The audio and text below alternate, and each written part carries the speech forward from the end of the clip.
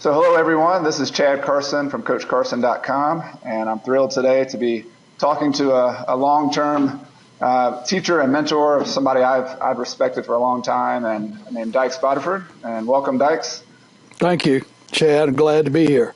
Great. And so today's topic, as most people who've found this call know, is going to be about how to become a hard money lender or a private money lender. And it's a topic that I'm very interested in personally. I've done a lot of investing in the past. I've even done seller financing notes and private notes, but I've not done a lot of lending to other investors. And it's something I'm kind of in the next level of my career I'm interested in doing. So this will be very relevant to me, and I hope the people who are listening will also get a lot out of it. But I thought before we jump into the kind of the meat of the content, I wanted to just ask Dyches to introduce himself and tell a little bit, where you live and what kind of things you do with your investing business now, and then maybe some background of kind of how you got to where you are now. All right. I've been investing in real estate since 1980. So I've been, 37 years now that I've been doing real estate. In the beginning, it was part-time while I still work for a company here in Atlanta. And then in 1991, I went full-time and never skipped a beat. It worked out as I was hoping that it would. And I probably should have gone full-time 5 years earlier than that. I would have been able to. It's just that risk of knowing that you get periodic nice paychecks you get nice paychecks on an irregular basis, whereas working for somebody else, you get a regular paycheck, a lot smaller, right, but on a regular basis. So I'm in Atlanta, Georgia, actually Marietta, which is a suburb of Atlanta. I grew up in Georgia on a farm, went to Georgia Tech. You can look at my background on my website if you want to know more details, but I am a very technically oriented investor. I like to know the details of how things work and why. That's made me a lot of money over the years, and also allows me to feel comfortable with making on-the-fly business decisions. One of the things that I do spend time studying is the tax law, not to be able to fill out tax forms, but in order to make good business decisions and make deals that other people might have a difficulty making that would benefit both my self and the other party that I'm dealing with, whether it be a buyer or seller or borrower. Real estate transactions are a lot of fun. I've been doing it full time now for quite a few years. Mm. Yeah, and it's sort of an aside, Dyches. You mentioned Georgia Tech, the Ramblin' Wreck. I grew up a Georgia Tech fan. My father went to Georgia Tech, so I think I can relate to that. I'm a Clemson Tiger these days, but I can relate to Georgia Tech people. But, it's a good school, and I learned a lot, and I think coming out of a technical background like that is one reason I got into the mortgage business, right, because it relates to real estate, which I'm very familiar with. I started doing loans back in the 1980s and didn't have that much money then to loan, doing a little $5,000, $7,000 loans. Only a couple at the time because that's all I had at the time. And that's grown now to much, much bigger loans. And it makes more sense in this real estate environment to make the bigger loans. But you can make hard money loans of any size according to what your portfolio is, both inside and outside of your retirement plans. And that's what we're going to talk a little bit about today. Well, maybe since you brought up a term that I think some people might know what it is, some people might not, but let's kind of start with there. So you mentioned hard money lending, and I know some people call it private money lending. What exactly are we talking about here, the kind of lending that you do and that I'm also looking to do myself? Right. Hard money lending and private lending are just basically two sides of the same coin. Hard money lending refers to the fact that you're looking to the hard asset itself to collateralize the loan rather than the credit of the person that's borrowing. Now, that doesn't mean we don't look at the credit of the person that's borrowing at all.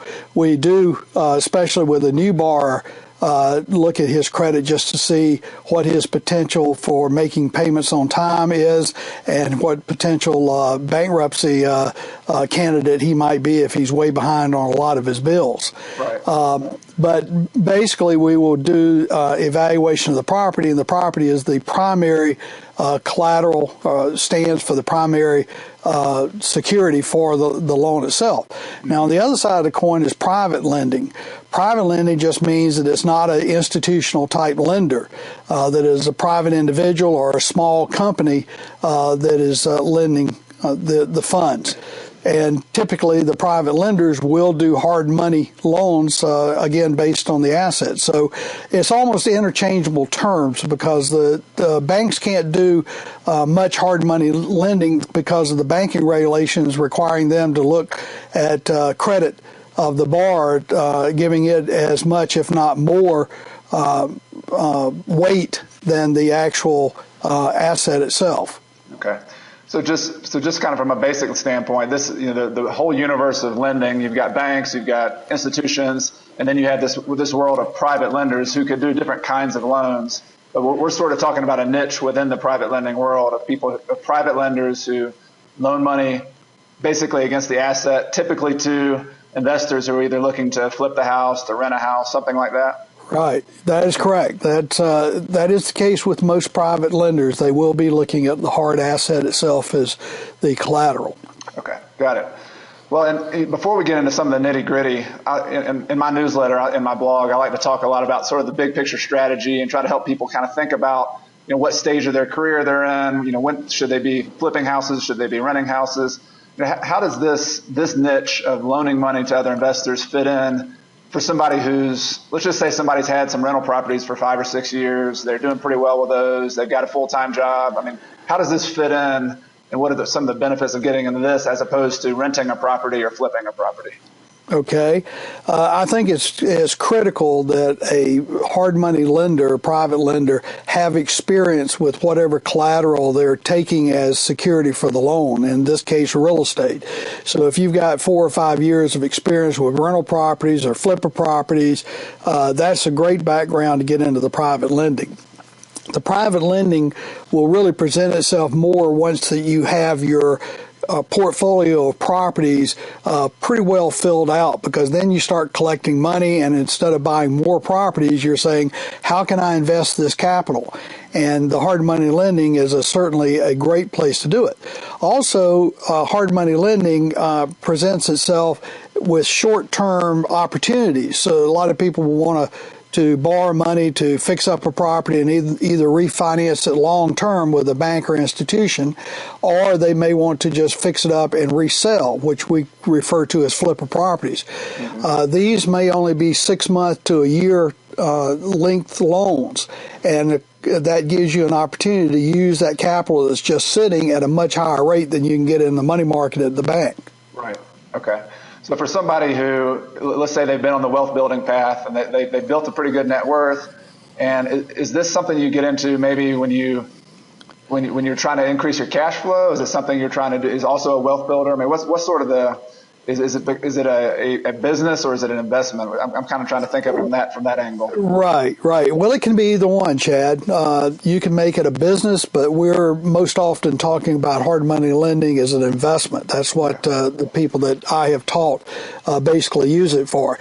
Now, if you want to make it a business, you may have to register with your state as a broker, and you may need to get a securities exemption in order to pull more money in, because if you're going to advertise and make loans and you're going to do this 40 hours a week, you're probably going to find more opportunities than you have capital. So you might have to pull other capital in. Right. I don't talk about that because that's basically getting into being a small loan company and falling under the banking regulations of your state. Whereas if you're just an investment type private lender, you don't have all those regulations imposed on you, unless one exception to that is if you make loans to homeowner occupants. There's a bunch of law that has come into effect in the last 20 years that almost precludes the small individual like ourselves from making loans to homeowner occupants because of all the regulations that come along with that. Got it. So just to review, this is an investor who has some time, they have some extra time on the side. They've already owned some properties. Maybe they have $100,000 or $50,000 or $150,000 in their IRA or outside their IRA. They want to put that money to work and get a better return, a little bit more passive return, just kind of diversify their investments instead of just doing rentals or just doing flips. That's correct. Okay. And it's also, if someone has got enough rentals and now they're starting to collect some money, it's also something that's a lower impact on their time than actually dealing with the rentals and dealing with the renters and the property. Once you do your due diligence and get a good loan in place, the oversight each month is fairly minimal, and even if you have to take over the property, it's not any more than what you would have had to do if you were buying a property up front.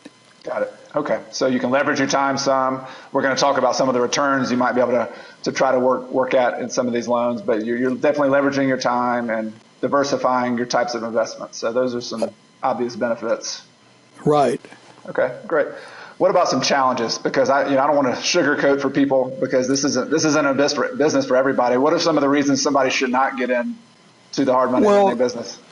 There's two primary reasons. Number one is you don't have the experience in real estate. If you don't have the experience in real estate, you're going to make a lot of mistakes, and you're not going to know how to handle problems that come up with the collateral. You're not going to know how to evaluate the collateral in the neighborhood to make sure that you have good collateral for the loan that you're making.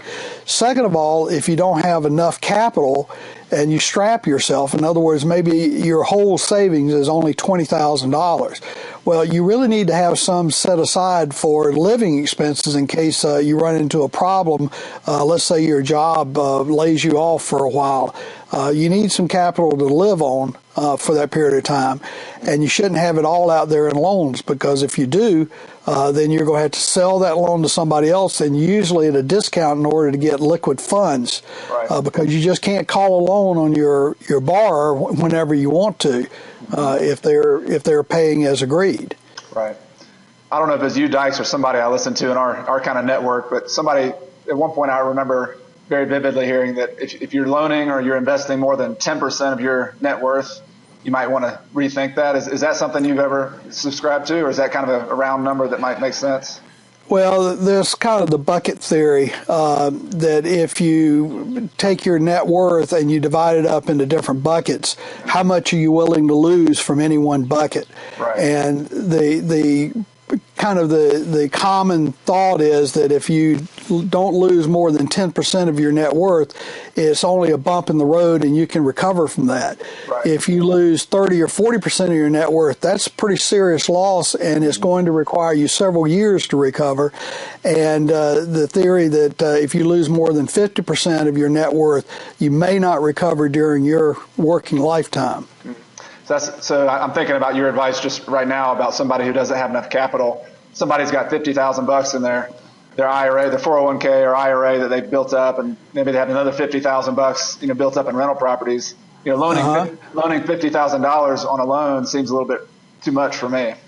Well, you're exactly right, Chad, and that's something that I do talk to students about. Is you need to decide what your maximum loan is going to be, and your maximum loan should not be all your available capital in one loan. You need to divide it up with at least 3 or 4 different loans.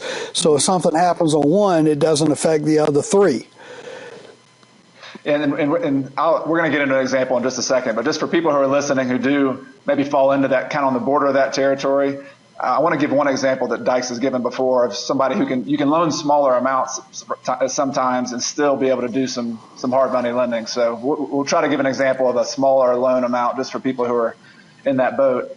But I do want to let's just give a basic example to make some of these concepts of loaning your money to investors real. So I think you had one that I've seen, Dyches, of just a person who has they find another person who's going to be flipping a house, and let's just say that's a $150,000 house, and they come to you, Dyches, and say, I bought this deal, it's a really good deal, I got it for $100,000, I need to fix it up, but I'm light on the capital, either for my down payment or I don't have enough money to buy this and fix it up and flip it. What would be a typical conversation on a property like that with you? Well, the person that has found the deal for the lending that has an opportunity there to involve another lender, and the two lenders together can make that $100,000 loan, and maybe there's $5,000 worth of fluff work, paint, some carpet, maybe fixing an AC unit, but a real simple repair. And by the way, if you're just starting out with lending, look at houses that need light repair, because you don't need to get into the heavy $50,000 and $60,000 rehab loans where you really have to stay on top of it. That's a little more advanced structure. But in the case that you're talking about, where the person that found the deal as a lender only has a few $1,000s, they can partner with the other person. That's the simplest way, and probably the way you want to start. Or a little more advanced way, Chad, I think this is the example that you're referring to, is where you get the other lender that has maybe $95,000 to get a first mortgage or make a first mortgage on that property, and then you wrap your that money with your, say, $10,000, and to give the borrower the $105,000 they need to buy and fix up the property. And then your underlying lender, this is called a wrap loan, your underlying lender gets paid their amount according to what their terms are, which are typically less than your terms. Your terms are higher, and we'll give you some examples. Underlying might be 8%, no points. Yours may be 12% and 3 points. And you will earn the extra percentage on both their money and the full percentage on your money. So you'll get effectively, with a 6-month or year loan, you can get effectively a 25 to 30% rate of return, which is not bad. And this can be done with money inside of an IRA if the other lender is a non-disqualified person, or it can be done with capital that you just have sitting idle in the bank personally. Okay, so I'm going to go back to that example, just kind of go to the basics of it in case some people missed that. So we had a borrower who found a deal, and they need $105,000 for their deal to buy it and to do some light fix up. And so somehow, some way, they got to get that $105,000 in capital. And they've decided that, going to the bank for this fixer upper house is either not fast enough. It's just not as flexible. And so they come to a person like Dyches or me or you, and they say, "Hey, would you loan me the money?" And so there's a couple ways that can go. If you had $100,000 or $95,000 yourself, you could consider doing that loan. And maybe we mentioned some numbers. We said 15% or 12%, and the points that we mentioned there are in. I'll let maybe Dyches define what points are, but it's another form of interest that you loan hard money. Right, and points are just kind of an upfront interest that you get on a loan. You can think of a minimum term factor where you get a percentage of the loan amount up front. And that can either be paid at the closing or paid over time, financed into the loan, which is typically the way we as small lenders do it. But a point is 1% of the loan amount. So if it's $100,000 and you're charging 2 points, that's 2% of $100,000, which would be $2,000. Okay. Got it. So either up front or at the end, the lender is going to get an additional $2,000 in addition to whatever the monthly interest is. That $2,000 is extra return for the lender. Right. And if it's financed in the loan, they get that the interest on the points as well. Got it. That's good. All right.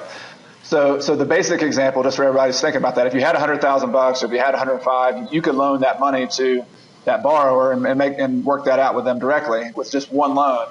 But a variation on that, and this is the reason we brought up earlier, if you only had $10,000 or you had a smaller amount or you wanted to loan a smaller amount, you could also essentially partner with another lender. You could go to, let's say, I'm just give names. So I have $90,000 and you found this deal as a lender, and you said, "Chad, I think this is a really good deal, and could you loan the money in first position at $90,000, and I'll pay you 8% return," which is not what I'd want to make, but just for example's sake, we'll stick with that. And then you, as the person who has the smaller amount of money, from what Dyches said, could then loan $10,000 or $15,000 in a second position behind me as the first lender. So essentially, we put our money together by being a first lender and a second lender in order to give that borrower the total amount they were looking for. And there's special language that goes in the documents for that second position. It's not like a regular second mortgage, even though priority-wise it's in a second position. And that language says that that second position holder, that wrap holder, is getting interest not only on their $5,000 or $10,000 equity, but on the whole amount, the whole $105,000 that is being loaned to the borrower. Right. And Chad, I was a little hesitant about going into that example when we started, because I need to remind everybody this is a more advanced structure, and it certainly can be done, but it might not be the first type of loan that you make if you've never made a hard money loan, or if it is going to be a structure that you want to use from the beginning, you might have the other lender as an experienced hard money lender, or at least a very experienced real estate investor that might help you with it. Now, to kind of take that home, my daughter, who, by the way, Chad, also went to Georgia Tech, came out of school saying she didn't want to work in an office and she wanted to go ahead and try the real estate. And I had encouraged her to try to work for somebody else for a little while to find out why she didn't want to work for somebody, but she started right at the beginning. I said, okay, we'll give you a little time. She bought property, flipped it. She bought some rental properties. And then she started saying, well, the market's getting so I can't buy as easily as I did when I first started. What can I do now? And I said, well, you've got the experience you need. You may want to start doing some lending. She says, I don't have enough to loan out. I don't have enough sitting. And so I showed her how the wrap work, and I'm not going to tell you what my age is, but I'm getting older and wanting to take it a little bit easier, kind of like your dad does, Chad. Exactly. And I still want to stay in the business, but I don't want to be out beating the bricks every day. Yeah. So I said, okay, you've got some experience, you know how to evaluate property. You be the wrap lender. You put in $1,000 and wrap my 50, 60, 70, whatever as an underlying. Your responsibility is to evaluate the property, to put the documents together, to make sure the attorney's got everything they need to complete the loan. Then you collect each month to make sure I get my payments. And if there's any default, you handle the default. And because you did all the evaluation up front, you do any foreclosure that might be needed or deed in lieu that might be needed. You fix up the house. You can keep all the profits you make in the resale if it ever comes to that. But if you do good due diligence up front, you'll have a good loan and you probably won't ever have a default. And so far she hasn't. So she's made real good money over the last few years by being the wrap lender and just basically handling the loan.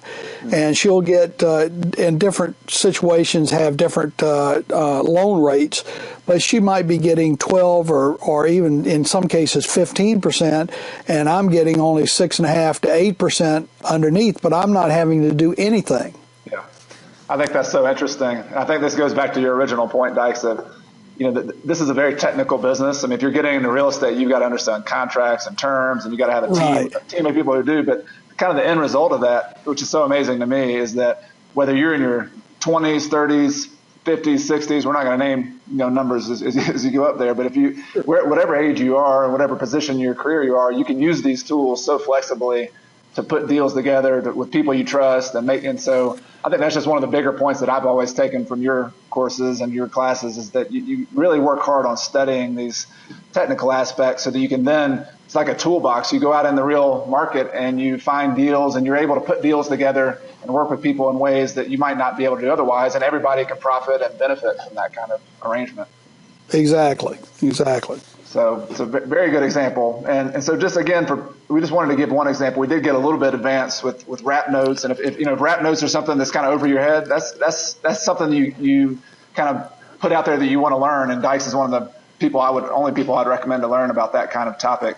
And so, but the general concept is if you're a lender, there are ways to put deals together where lots and lots and lots of people who are flipping houses, who are buying rental properties, they need the money. So if you're a person who's working on either raising your own capital or working with people, a partner who has a capital, there are lots of opportunities out there to make loans that, again, the kind of numbers we're talking about. I mean, Dyches mentioned just in the example, 12% interest, 15% interest, 10% interest. I mean, some range in there. I mean, everybody's got kind of numbers that work for them. But are those kind of the numbers you're seeing, Dyches, out there in today's 2017? Right. So are you seeing those kind of numbers still today? I'm still seeing those kind of numbers, and I know some listeners might not even believe this, but I've got one loan out that is 18% and 10 points.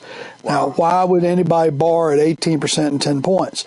This particular group has a property under contract, and they've now closed on it.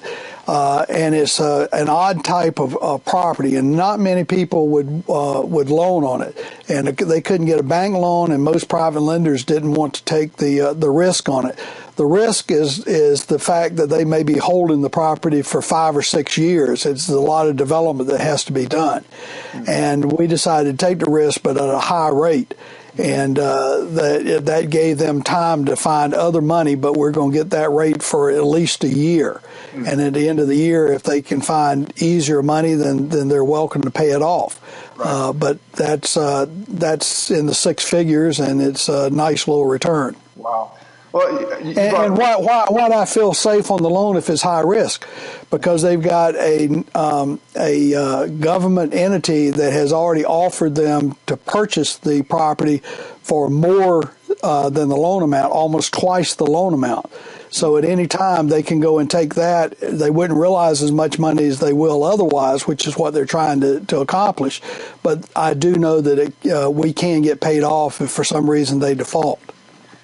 And so the people this is a good example. So the people who would want to borrow hard money loans, and in this particular example, would they be able to go to a local bank or to an institution and borrow the money from them at 6%? Or is that even possible, or was it not even? Not on this, because this is considered a non-conforming asset. It just doesn't fit anybody's normal lending. Now we're able to do it because we look outside the box and say, how will we get paid? We could get paid at a foreclosure sale, or in this case, we've got a government entity that has an open offer to buy the property at much more than the loan is balance on the loan. So we feel comfortable because we got 3 different ways to get paid. Right. The first is the borrower pays as agreed. That we always get our least return if the borrower pays as they agree, because we set up the loan so that we get paid to handle problems. So if we have to foreclose, we'll make more, or if we have to foreclose and take the property back and somebody didn't buy it at the steps, then we go to this government entity and say, you guys had an open offer. Are you still interested in buying? Got it. So going back to your original point, you're an experienced investor who's had over 37 years of doing this. Basically, you're loaning money on properties that you would feel comfortable yourself owning in that case. Is that accurate? That is accurate in the majority of the cases. This is kind of a special. I just wanted to show that we do get the higher rates of interest still in this marketplace. Yeah. We also give 15% and 5 points in this marketplace for small loans to investors that work with the starter houses. Okay. This is where we may only loan $25,000 or $30,000. And this particular investor that we do this with, we've done probably 15 or so of these types of loans.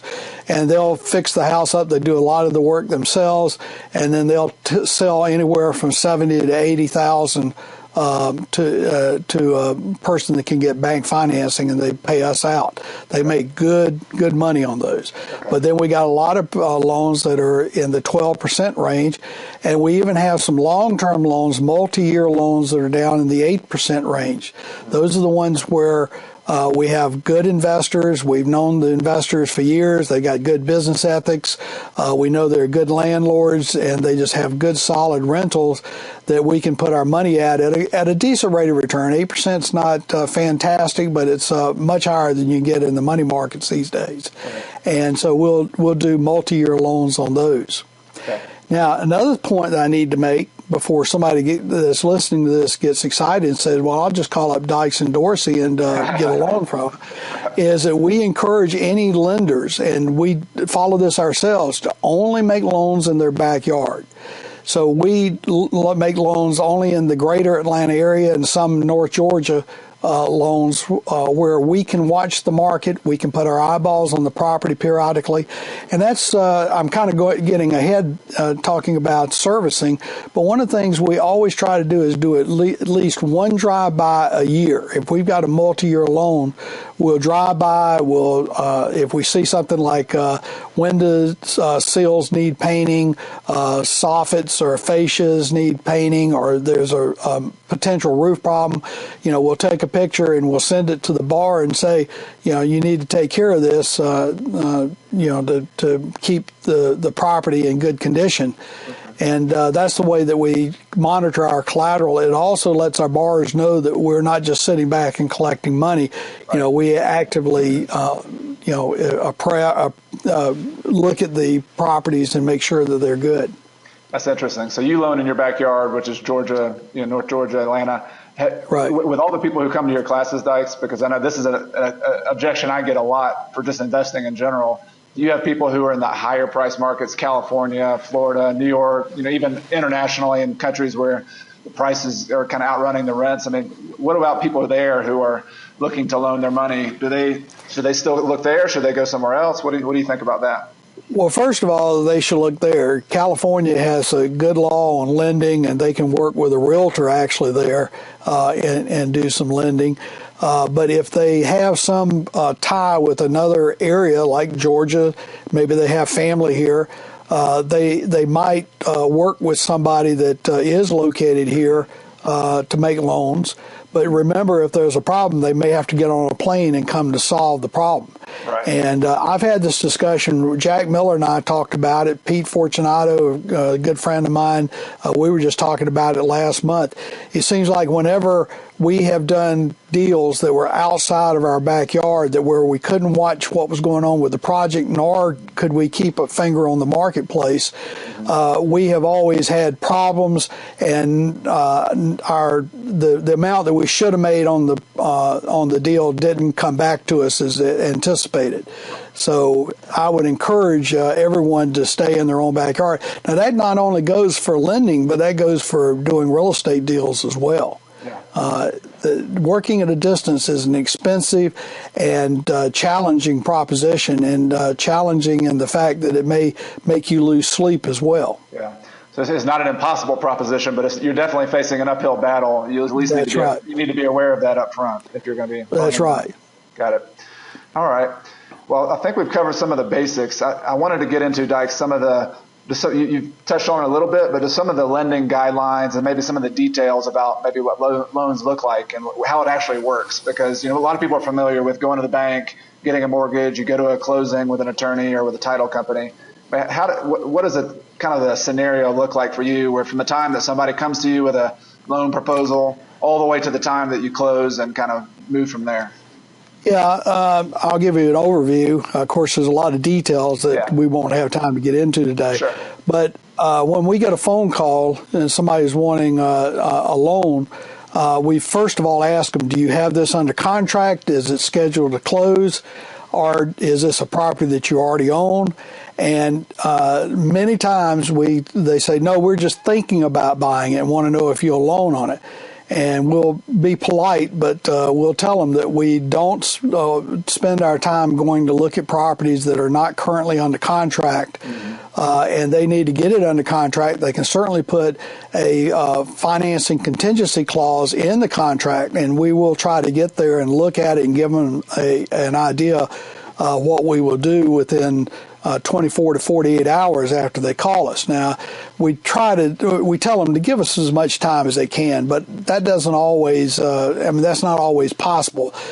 So we do try to react quickly if somebody needs us to react quickly. Now, if somebody constantly tells us today that they need the money, they need to know one way or the other, need the money within the week, and we're having to jump in the car to go look at something on a regular basis like that, we'll decline to do business with them over the long term.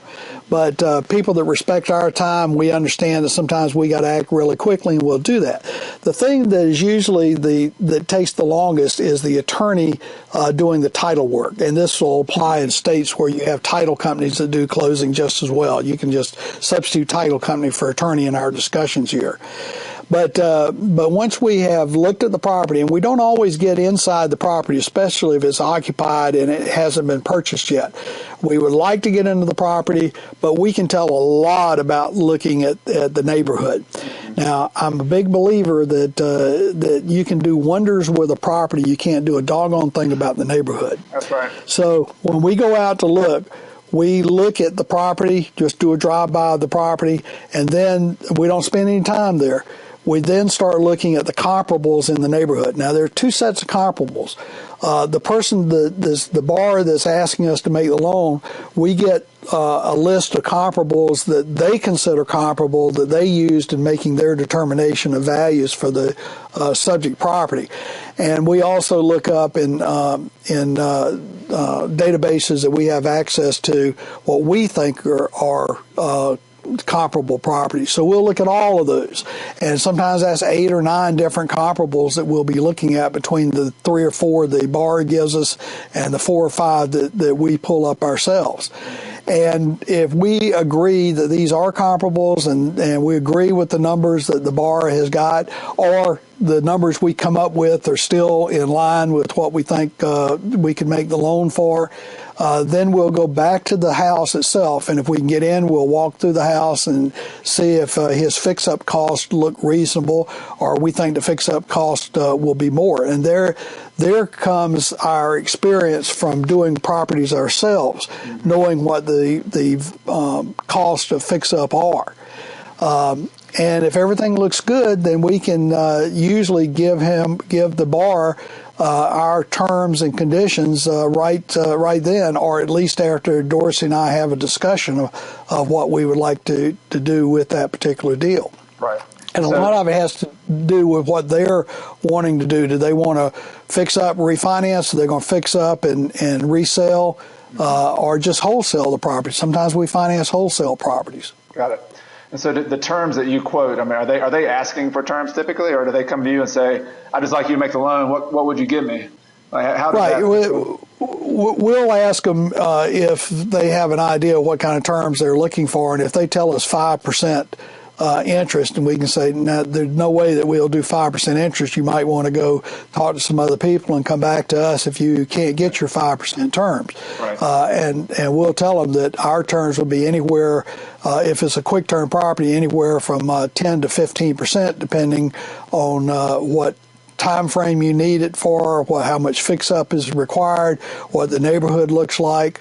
Many factors, because there's areas of town where we ask for higher terms than we do in other areas. And like your example said, is the more risk you feel like you're taking, or the more outside the box you're having to think, the higher the return needs to be for you as a lender, right? That's correct.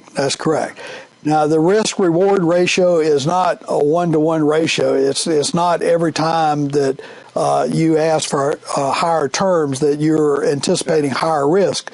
Sometimes, and I have done this several times, I've asked for 15% and 5 points because there was the last capital I had available for lending, and I was looking just for the cherry deals. And if they didn't want it, then I knew I was going to have somebody else coming within the next week or two wanting something similar, and I could ask for the higher terms there.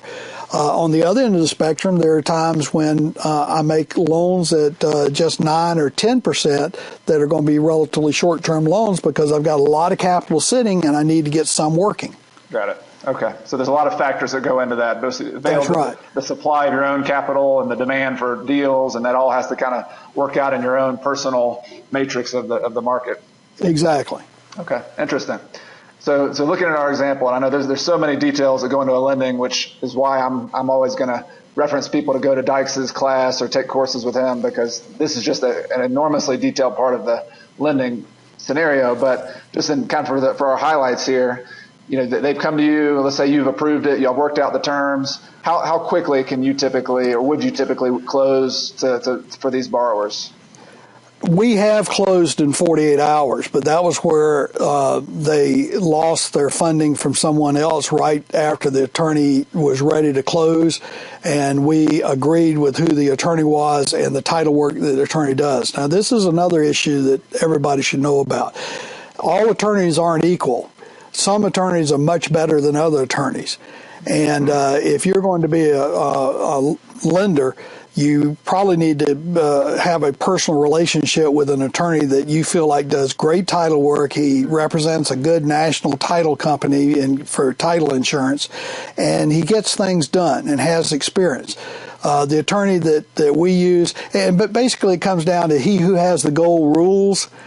This is very true in this case. We tell people that even though they already have title work done, we have to close with our attorney. And our experience since the early 1980s, or my experience since that time, is my attorney finds title flaws that other attorneys don't buy. All right, what does that mean? You got title insurance. If you got a title flaw, the title insurance company takes care of it. Well, let me give you an example. I had a young couple come to me. This has been several years ago. And they said, "Oh, we want to buy this house and fix it up." And I knew them; they had experience. They could do a great job fixing the house up. And so I looked at the house and their repair list, and I agreed with what they had, and we agreed on terms. And I said, "No problem. Call my attorney, and he'll get started on the title." "Oh, we don't need to do that.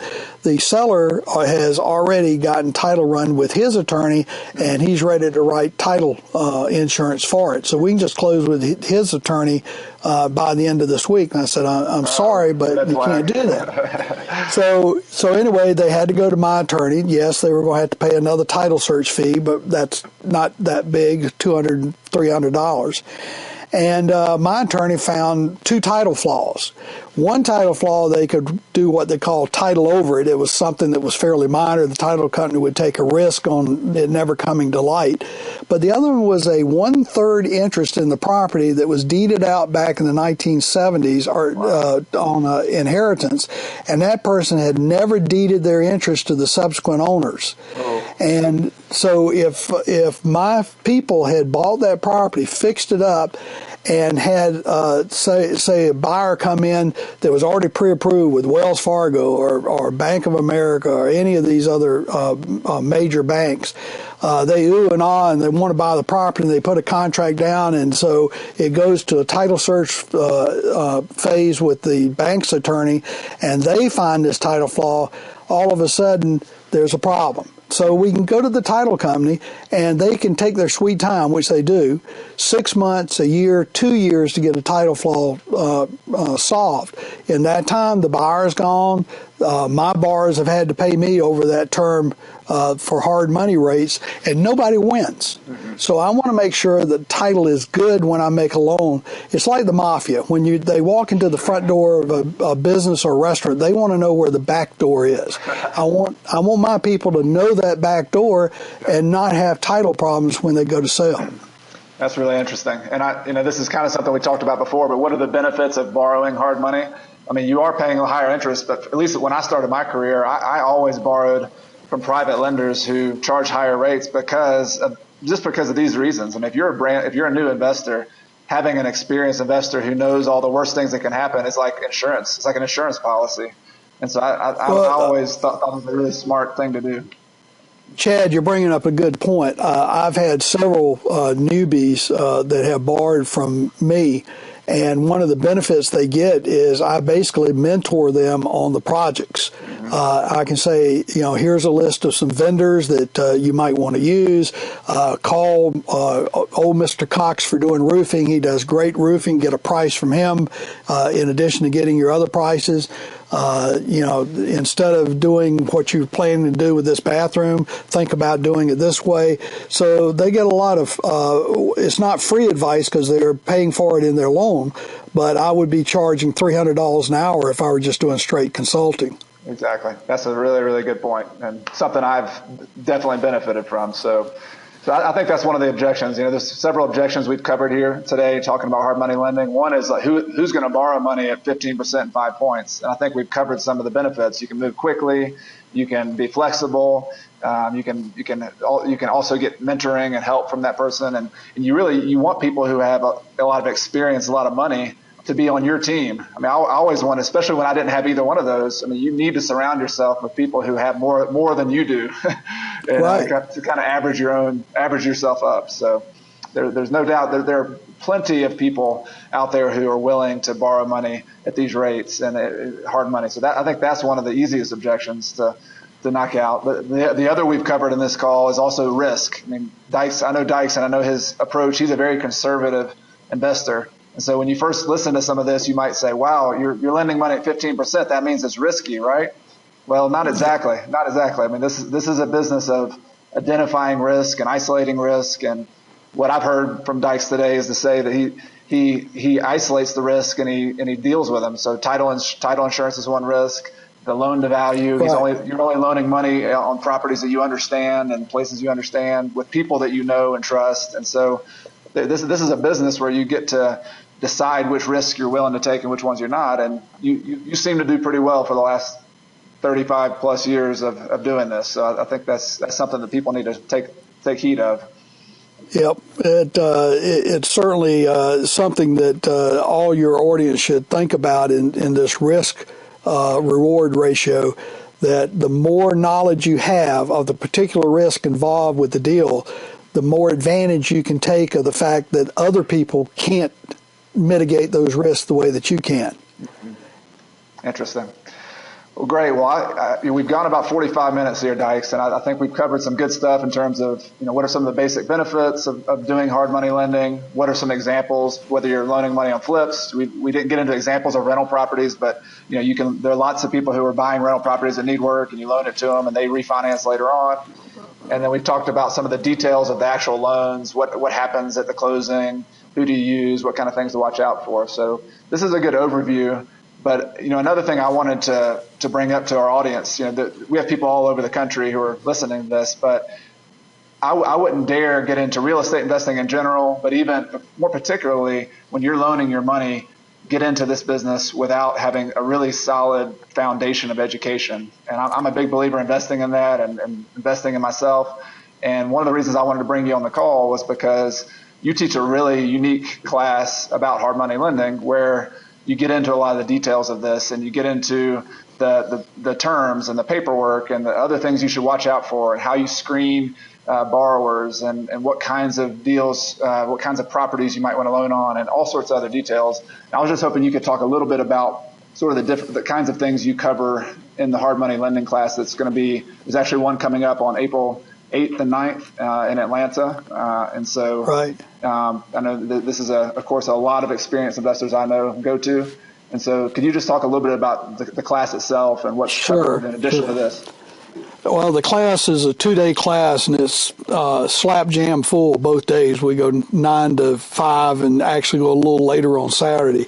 And I teach this with my attorney that has been my attorney since the early 1980s.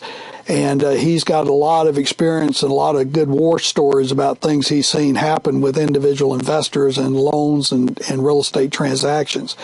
And we have a manual that's over 300 pages long with a lot of write-up about lending and what you need to watch for. Also, the documents and the forms, clauses that are needed. We'll discuss about just the basics of why you want to be a hard money lender, what things to loan on, what things to stay away from, where do you find bars, the lending terms that are used, criteria for hard money loans. That's the criteria for both the bar and, more importantly, criteria for the property itself. Construction draws, how to determine fix-up cost, how to escrow the construction draws, and then do inspections and release funds as you find the work completed. We talk about things that off topic, like loans to friends and family, why that's dangerous, and how to present yourself to friends and family so that they're not constantly hitting you up for money, which does happen. So you got to be careful that they think you've got a bunch of money just sitting. Discipline, how do you have a good underwriting discipline to make sure that you don't get excited about the returns and overlook some of your criteria. That's dangerous. That's something that you got to guard against. Sometimes you can get what's called the yield disease and just say, I want that 30% yield, and the deal is really not a good deal. So we'll talk about how to prevent that. entities to use for your hard money lending. I'll kind of give you the bottom line of that. We'll talk about several entities and how to use them. But hard money loans, like most loans, do not bring much liability, so you can actually do them in your own name. The only reason that you would use an entity is to keep your name off the courthouse records or to actually start a lending business. So we'll talk about those entities and pros and cons of different kinds of entities. Procedures for making loans, some worksheets that you might want to use or not use, your choice. Why you might want to look at the credit of a new borrower, just to kind of determine if they're going to be a good borrower for the long term. How to evaluate a neighborhood, and if you need to get an appraisal because you're not familiar enough with the market, what you need to look for in the appraisal. And then we'll even talk about not making the loan. The basic idea there is if you wouldn't buy the property for the amount that you're about to loan on it, then don't make the loan. If you would rather have bought the property for the amount that you're about to put up, then that's probably going to be a good loan. It'll make you a good collections person because you'll say, if they don't pay, I'll take the property and sell it otherwise. And by the way, I'll tell you that the last time I had to even start a foreclosure was in the early 1990s. Wow. And once I started really sticking to my criteria and only getting the better loans and the better borrowers, all the loans I've done since then, I've had, some do get behind sometimes, but they'll get it worked out. We've had to modify a few loans, but my borrowers have performed. There's been a lot I've turned away though, because of the criteria the deal didn't meet my criteria. And sometimes I turn away my regular borrowers where the deal doesn't meet my criteria. Yeah. All right, and we'll talk about, do you want to do an application for the loan? Some lenders do, some lenders don't. We'll talk about some pros and cons there. Evaluating the neighborhood, we talked about that a little bit on this call, but we get into a lot more detail.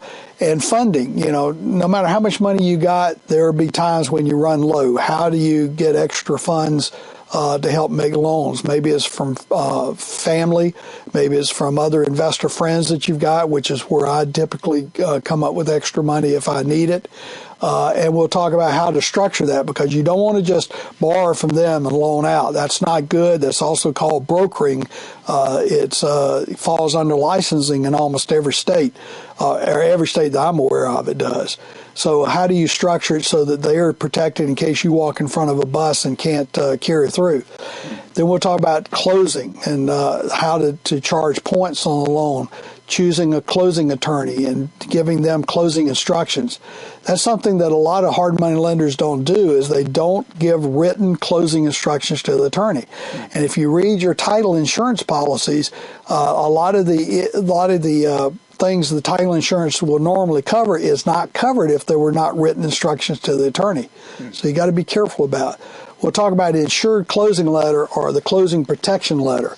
I would suspect that very few people in this call have ever heard of those because they're only used mainly by the lending institutions, but there is absolutely no reason why you can't get an assurance that the funds will be applied properly and the documents will be recorded properly from the closing agent, and that's what the insured closing letter does. And again, it doesn't cost you anything. It's a small charge that the borrower pays. Okay. And then details about title insurance. Now, Chad, you stop me if I'm going on too long, because I'm just hitting some of the high points. No, this is great. I mean, I think the point I want to make, I'm a testimonial for Dyches classes, obviously. I don't talk about a lot of other classes, and I'm a big proponent of education. But to me, the highlights of this, if you listen to this call, if you read the article I wrote, that we wrote about hard money lending, and this is of interest to you, if you have interest in getting into the investment business of loaning your money, you've got to get educated on some of these details. And I've done several classes with Dyches where the manual itself, to me, is these are such detailed, good manuals that I have a whole shelf of these classes where I go and if I'm doing an IRA deal, if I'm doing a hard money lending deal, you just go to the shelf and you remember and you reference this stuff. And so the detail, like if I'm talking to a closing attorney on a deal and I remember something happened at that class. Somebody said something about this insurance letter, and what was that thing? You can go back to this manual, pull it out, look it up. And so I think that's one thing that people need to keep in mind. If you're going to get in the business, you need to have some reference material That's right. that you can look at. But then more than it, the live class to me has been the most eye-opening for me, is that when I go to these classes, is that not only am I getting really good instruction while I'm there, but the lunchtime conversations and the break conversations and breakfast and, on Saturday night when you're afterwards, the kind of conversations you have with other people who are similar to you, who are also looking to do it or have already done it. I mean, you even have people who've been doing this for 30 years themselves or 40 years who come to your classes. That's right. So the networking you get is just invaluable. The kind of minds you get to pick and the networking you have. So I think I would just add that too, that you didn't mention. All right. Well, appreciate it. The kind of people who come to your conferences are pretty impressive. Well, yeah, and I do get people that are more advanced coming to the class. And I get repeats because I've been teaching this course 17 years now. And every year I will tweak the book, add some more write-ups in it, make some changes, something that I got a lot of questions on. I'll make sure the answer gets put in the book. So it's not a book that I wrote back in 1997, which was the first time I taught this course. Right. This is material that's up to date, and we always are looking at it. My attorney and I actually meet the month before, and we divide up what we think we need to address for the coming class, and we make sure that we have the backup for that in the manual. So it's not a workbook by any means. It has forms in it. It filled out a discussion of those forms, but it's also a lot of write-ups about different things. And let me go on, Chad, with a few more things. Sure. Of course, we'll cover the note and the security instrument and the clauses that go in there. In the book, we actually have an annotated version where we go paragraph by paragraph talking about what does this mean, how do you enforce it. We'll talk about how do you get these forms conform to your state. So not everybody that comes to these classes obviously are from Georgia. We only have about 30% of a class from Georgia, and the other states, California, Texas, Missouri, Florida, these people have a little bit different requirements under state law for their note and mortgage documents, but they're not that much different, and we'll talk about how to get them conformed, which is really simple to that state. Then we talk about special loan structures like wrap loans. Probably have Dorsey do a session again this year on what she's doing with wrap loans. Equity lines of credit. I have borrowers that not sure how much they need for a fix-up. They're usually my more experienced borrowers, so we'll do an equity line of credit, which is kind of interesting the way that we do it. Then something that is not common at all is called split capitalization loans. That's where a borrower might borrow for the long term, say 3 to 5 years, and they pay a part of the interest due each month, but then the rest of the interest due accrues. And you have to be very diligent on those type loans, but it's worked out very well, again, for the more experienced borrower, giving them cash flow, and then the lender getting the balance of the interest from the sale or refinancing. Participating loans, we'll talk about the 3 different types of participating loans and examples of each in documents. Collateralized loans by personal property, mobile home financing, and other types of personal property.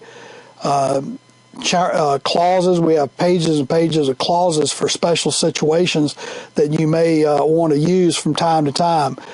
Some of our people never touch the clauses. Others have called me up and said, hey, I used such and such a clause because I had this special situation and it worked great. So we're glad to hear that. Construction draw agreements, contractor releases and waivers, irrevocable limited power of attorneys when you have to deal with an underlying mortgage, such as you're going to be a second mortgage behind a subject to mortgage that on the property. And then, of course, we cover servicing. How do you deal with it? The servicing, just the how do you get monies coming in, and if it's an IRA or solo 401k, how are the checks made out? Where do they go to? How do you make sure that you don't handle the cash itself, but you might handle the check that you send on to the custodian, how to do that. Then how to do payoff statements. Just don't give an attorney or title company a number by email or by voicemail. You want to actually have a written statement saying, here's the payoff, here are the conditions, here's the per diem amount, here's what it's going to cost you if you have to get another one. So we'll talk about that and how to do it. How do you track loans? How do you report 1098s at the end of the year?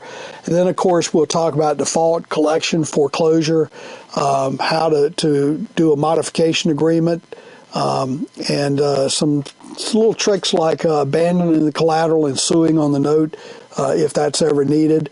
The thing is, the collections part of the course, people hear, but if they do good loans, they only need to refer back to the manual if they ever have a problem, because it's not something they have to deal with every day. Interesting. And I'm just hitting the high points, Chad. There's a lot more. Yeah, absolutely.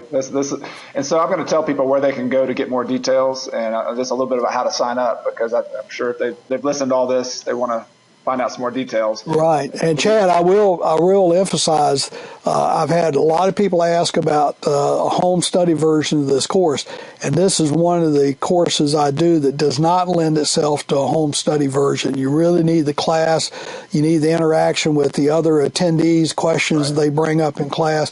And our classes are interactive. They're not scripted by any means. Right. And it's a no sales class. We don't sell other stuff. This is we spend time on the subject matter for the 2 days that we're there, and the attorney's input and the questions and answers. So really, it's only lends itself to a class presentation as opposed to a home study course. That's a good point. Very good point. Well, and I want to just let everybody know who's listening to this that, I actually asked Dyches if he would come and talk to me about this class, because I feel really strongly about his education and what he does. And so, Dyches was kind enough to let me talk about it and come on. But if you're wanting to sign up, I'm unfortunately in Ecuador. I'd be at the class myself. but for everybody, if you can get there, I highly recommend it. The dates, again, just look in your calendar, are Saturday and Sunday, April 8th and 9th. And if you want to look at more details, you go to Dyches' website. I think you tell me if there's anything different, Dyches. The best way to sign up, you can either go on the website at assets101.com and click on his events page, and you'll see the hard money lending class there with all the details, and you can register online. You can also, and then you'll also have your phone number on there if people just want to call, prefer to call your office and just register that way.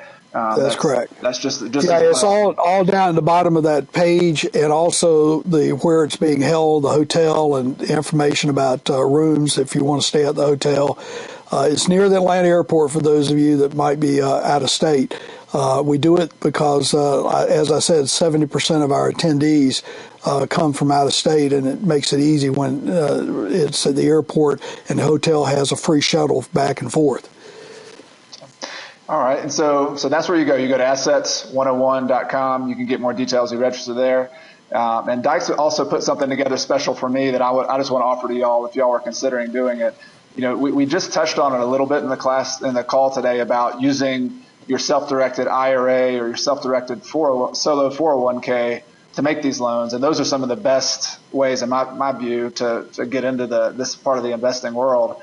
And so Dyches actually put together a special report that goes into a lot of the details specifically about doing hard money lending with a solo 401k, with a self-directed IRA. And there's some different nuances and details that I've read through it and have gotten a lot myself, just taking notes on this special report. So if you sign up, I'm obviously referring people over here. So if when you register, just either reference my name, Chad Carson, Coach Carson. I think there should be some notes to decide the registration where you press submit, and you can either put my name there, or you can just, when you phone call in there, you can just tell them that you were referred by me, and we'll also send that special report to you, so you can learn more about that. If they don't see the notes section, it's right there on the sign up sheet. But if for some reason you forget to do it, just send an email. There's a contact us page, and just send an email and say, this is so-and-so, I just signed up, and Coach Carson is the one that referred me to you, or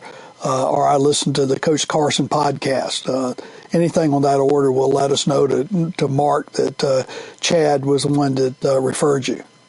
And I'll put all of these links and these details on a web page where you'll be listening to this. So if you need to just click directly on any of these, I'll have it really easy for you. So we've covered a lot of ground, Dyches. I really appreciate you talking with me and covering this. I'm very interested in this personally. It's very helpful for me, but I know this is a topic that definitely doesn't get covered in the way that I think it should by anybody else I've heard. So this has been very informative, I know, for a lot of people. So thank you for your time and sharing with us. Quite welcome. I appreciate it. And it's not covered by other people. As a matter of fact, we've had several mortgage companies, small mortgage companies, send their brokers to this class. We had 4 come at one time from a Colorado firm. And I think we're getting 2 this time from a California firm that will use the information for their regular business. Interesting. Yeah, you're not going to find this anywhere else, and that's the reason people keep coming back. And 17 years of teaching a class is a pretty good track record. I think in 37 years of doing it yourself, that's pretty impressive. So I encourage everybody to sign up. Go to assets101.com, and if you have any questions for me personally about the class or references, feel free to email me at chad@coachcarson.com, and I'm happy to communicate with you on that as well. Thank you, Chad. All right, Dyches. Have a good one. Thanks for coming on the call. Thank you. Have a good day. Appreciate it. Bye-bye. Bye.